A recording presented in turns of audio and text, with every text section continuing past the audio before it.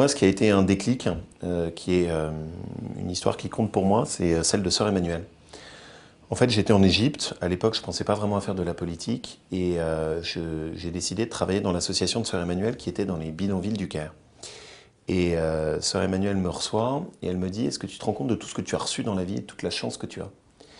Et il y a une chose que tu dois faire, c'est que tu dois apprendre à rendre. Et d'une certaine manière, je pense que c'est une des choses qui m'a motivé. Après, la politique, il y a plein d'autres choses plus compliquées qui se mettent autour. Mais je pense que d'abord, il y a ça, cette envie au fond de rendre un peu de ce que j'ai pu recevoir. Les tabous, les sujets dont personne n'ose parler, ces espèces de trucs qui sont enfouis sous une chape politiquement correcte que personne ne veut soulever. Les classes moyennes, un thème qui est considéré ou qui était considéré comme politiquement correct. La question de l'assistanat, sujet dont il ne faut pas parler dans notre pays. L'illettrisme. Est-ce qu'on sait que notre pays, il y a plus de 10% de personnes qui sont en situation d'illettrisme? Sujet tabou.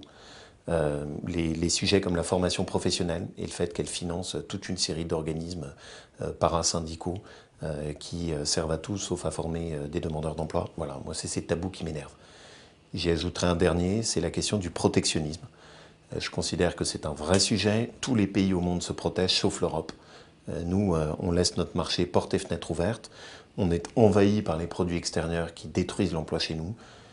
Une de mes vocations, en tout cas, c'est comme ça que je veux concevoir mon engagement politique, c'est secouer ces tabous. Cette espèce de chape de plomb qui fait qu'on a des politiques qui disent plus rien.